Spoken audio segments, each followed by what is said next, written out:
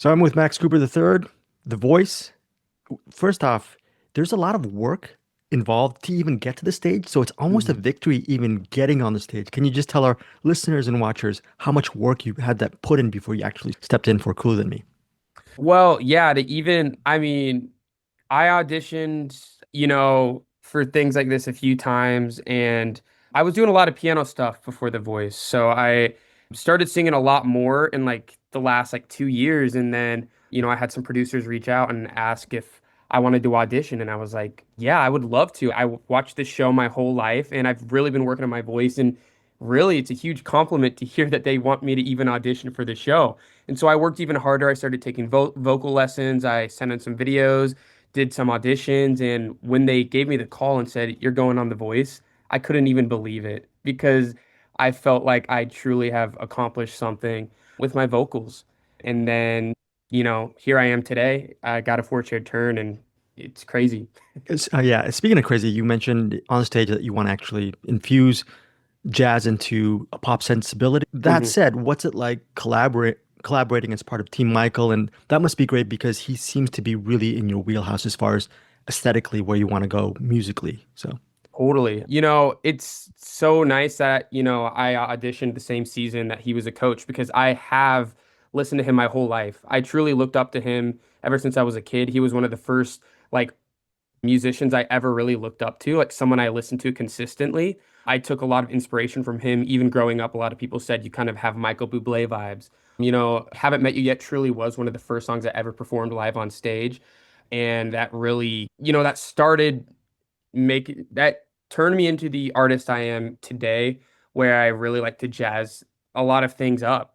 And it's really because of Michael Bublé, and the fact that I am able to work with him is just even crazier. It's like working with your idol, which not a lot of people get to do.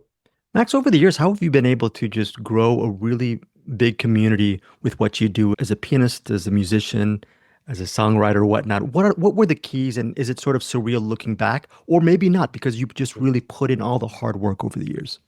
Yeah, so I've been really blessed to have a great social media following. I worked so hard practicing piano. I took private lessons my whole life, and I practiced a ton every day. And not a ton of people saw that. And I was thinking, at the time when I was younger, what is all of this for? What am I doing? And I was just kind of waiting for my big moment.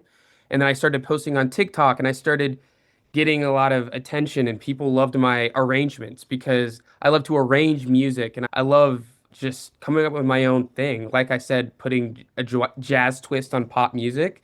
And so growing that community has been great. It's kind of given me that reassurance that all of my hard work really has paid off.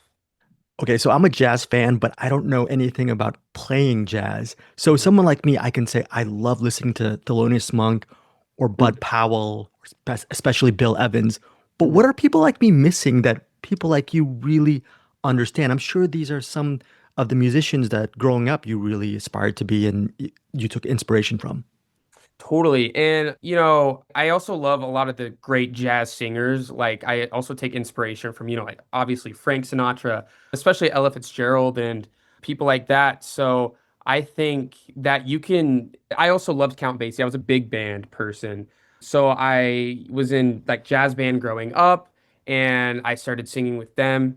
And eventually they had me play the song from Harry Connick Jr. called Come By Me, where I was kind of like playing this crazy stride piano and singing. And that's kind of when I realized I can do both of these things at the same time. And because there's not a lot of jazz singers that play piano and sing. And that's what I really wanted to change. But I wanted to do that with pop music. But I also didn't want to go away from jazz either. So I was like, why not just, do both?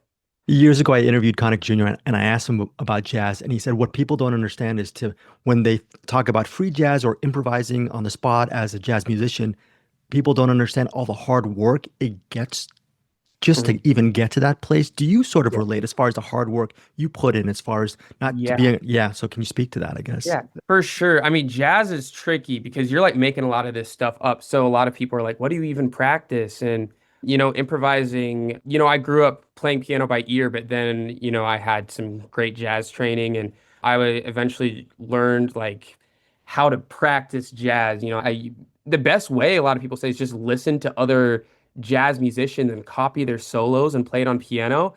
But obviously, you don't want to copy them. You got to make it your own thing. You got to find what makes you your own jazz musician. And that's what I've been trying to do over the years. And I really feel like making pop kind of jazzy is my way of showing, of expressing how much I love jazz, but also pop music.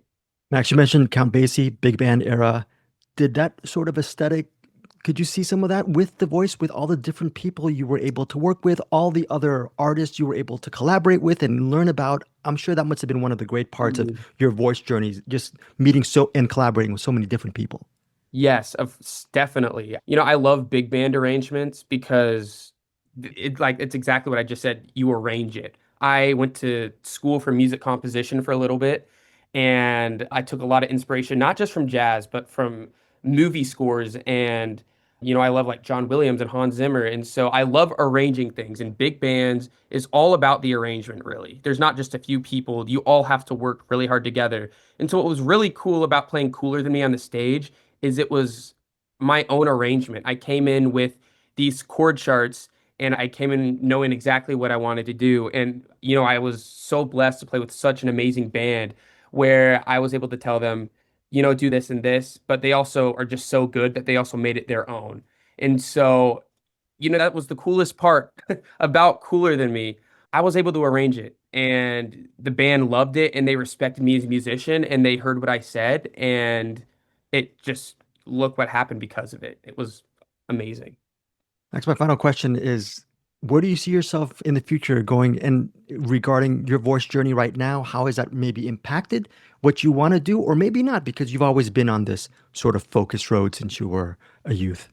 Well, I have always wanted to be a touring artist. I want to release music. I want to play in front of people. I want to go across, I want to travel the world and play for people. So that's my ultimate goal. My manager and I are putting a band together and we want to start touring as soon as I can. I'm going to release more music. So I want people to be on the lookout for that. I just released an EP at the beginning of this year called The Overthinker.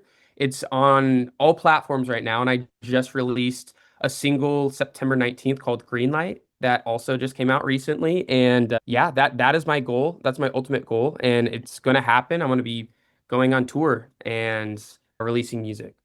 I will listen to it right now on Spotify after this interview. What can I Yeah. expect from the Overthinker? Expect some really fun arrangements and expect to hear those jazz elements that I mentioned to Michael Bublé. I also love storytelling. I'm very like blunt, I guess, when it comes to writing. So like I really just love telling a story. That's what songwriting is. And that's what I love to do. Almost like, I love like Rex Orange County. He's been a big inspiration, but I also love the piano-driven music like Billy Joel and Elton John.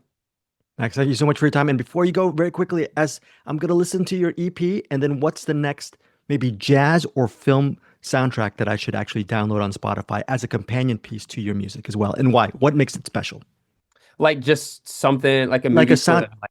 that you love or a jazz album that you love, either or. And thanks for your time. Well, if there's, I will mention one jazz song that I really like. Willow Weep for Me by Art Tatum. He's one of the greatest jazz pianists of all time. I really look up to him. His crazy complex style, his great technique. That's exactly what I aspire to be like as a musician. So I suggest listening to that. And if you want to listen to a cool movie soundtrack, listen to the soundtrack from Inception. But Hans Zimmer did that one. I take a lot of inspiration from that because it's a great combination of orchestral music and electronic music, which is what I love to do as a musician myself.